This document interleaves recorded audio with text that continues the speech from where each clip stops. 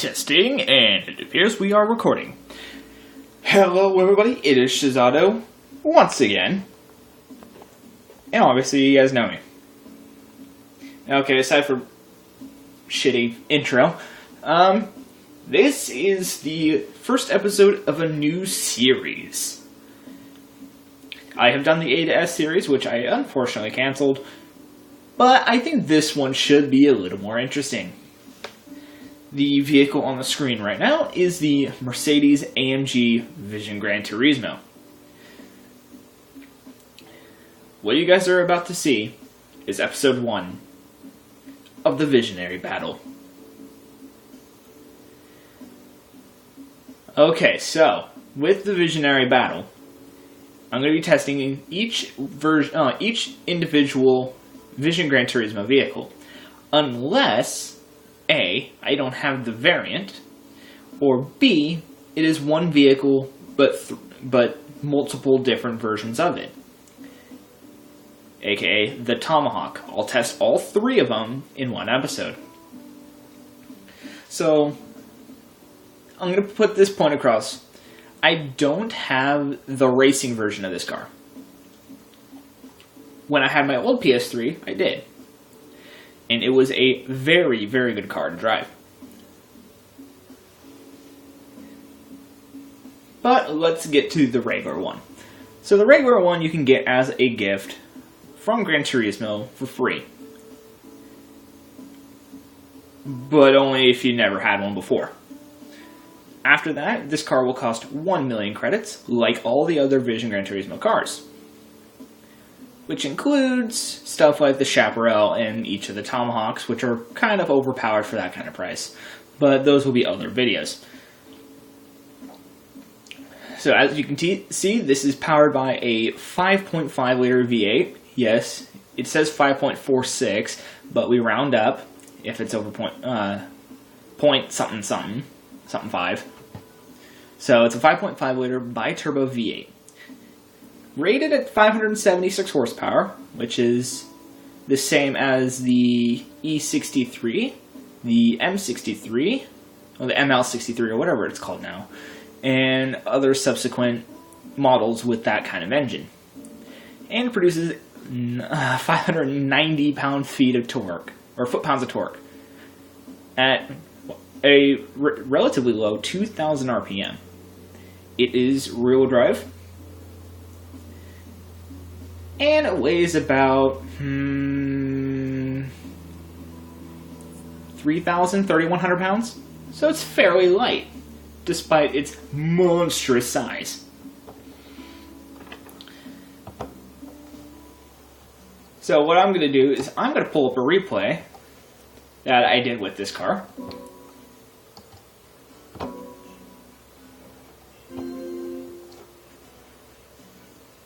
And you can see, well, I did 3 laps at Spa. Spa is going to be the track that I use for all the Vision Gran Turismos.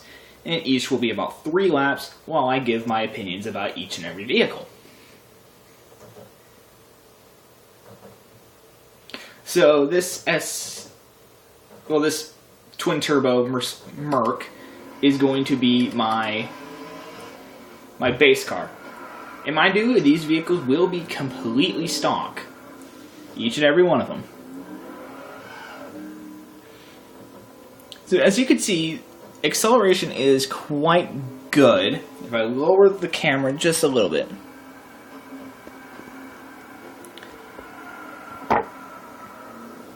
Okay, there we go. Hopefully you can see that clear enough. So the acceleration for this car is really good.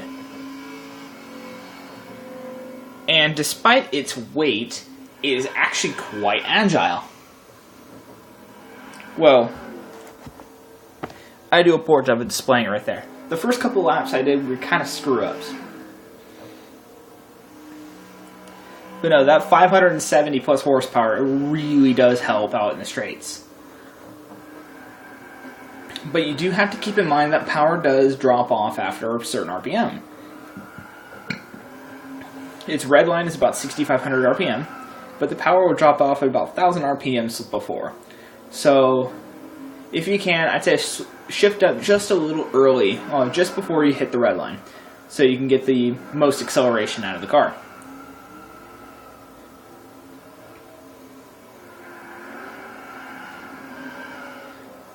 And see, this car isn't too bad around the corners either. But it's kind of in an American muscle car kind of style.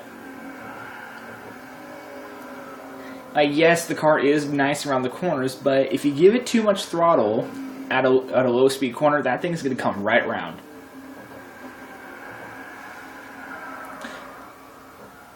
So that's why you see me in some higher gears when I'm navigating through slower speed corners, so that I can get around the corners and let the torque do the work rather than the horsepower. Because it delivers all its torque at a very low 2,000 RPM, which is pretty good for launching the vehicle, albeit a little smoky.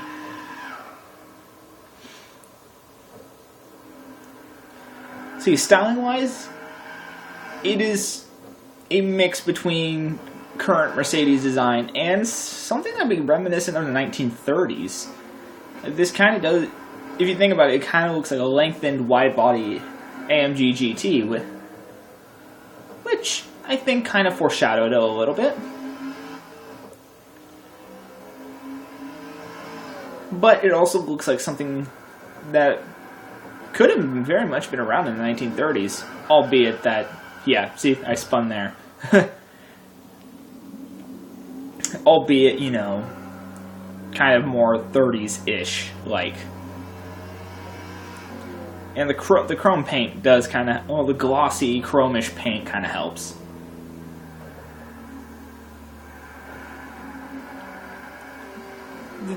If this car has any weak points, besides the kind of thing I did in the first corner, and spinning it, I would have to say the brakes. I do believe that they're carbon ceramic rotors. But if you see how much brake pressure I actually use, it takes a lot to get this vehicle stopped, and I don't know why. I mean, I've had this issue since the very beginning of this game's life cycle, where it's just kind of to that point where I have to brake a little bit earlier than most other vehicles. You know, for example, a good example would be the twin ring Motegi. Normally, going into one of the corners, you'd brake at between the 150 and 100 meter boards. This, I'd probably have to go at the 150 meter board in order to make the corner. See, because the brakes aren't quite there. So when it comes to tuning select, if I go for anything really, is that race brakes would be a nice addition to the car. And also, excuse my poor driving when I try to drift it. Yeah, see, I caught it too early. Yeah, I still can't drift with the wheel that well. I mean, it's getting easier now that I have the whole power steering ordeal kind of going for me now. I actually looked at the wheel settings and stuff to find that.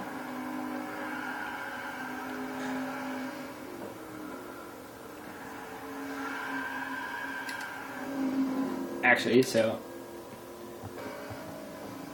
See, that's what it looks like in the interior view. It's kind of imposing. So I'm going to switch back to this view so I don't get copyright strikes for music. Well, I turn the music off anyway. Just because I don't like really listening to music while I race. Or if anything, I'd race to my own music. Now, see, this is kind of an onboard view of when I go serious. Again, I need to remember which buttons are which. And yes, I know I can take a couple of these corners faster, but I just want to get a clean lap in. It might do when you get it right. This thing is really fast. I mean, it's up there with the higher end supercars and even some of the hypercars. I bet this can outpace the Veyron, which has, what, 400 more horsepower? But it also weighs about 400 kilos more, 500 kilos more.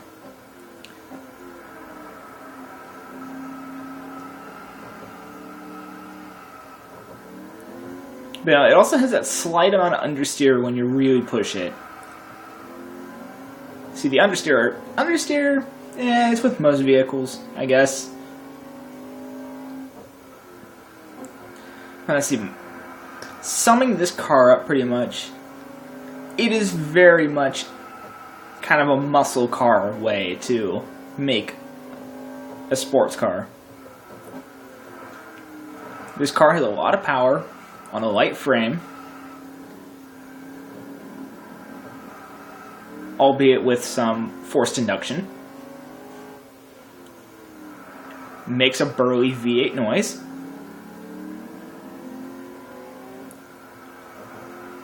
And its styling is quite flamboyant.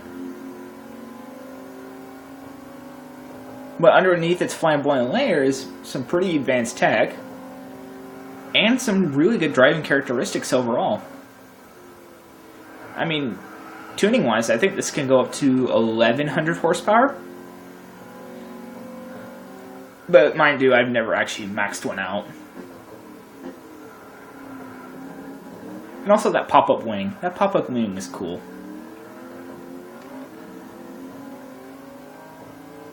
And see, the lap time there is a 2-minute 30.044. And yeah, here's when I just start having fun with the vehicle. Some celebratory donuts.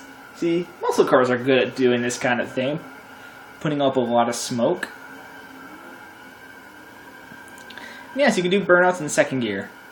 And I think I bumped the wall here. Yep. Just bumped the wall.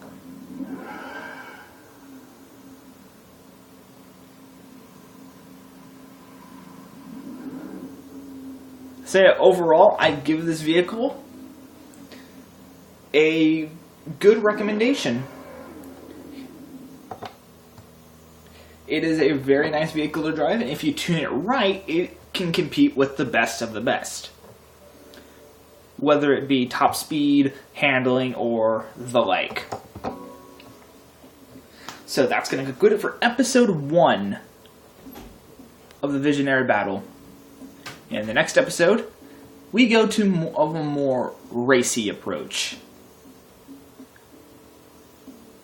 Stand by for episode 2, because we'll be reviewing the BMW VGT. I am Shizato. Please do what you like, or what the other YouTubers tell you to do when it comes to the other channels. And I'll see you next time.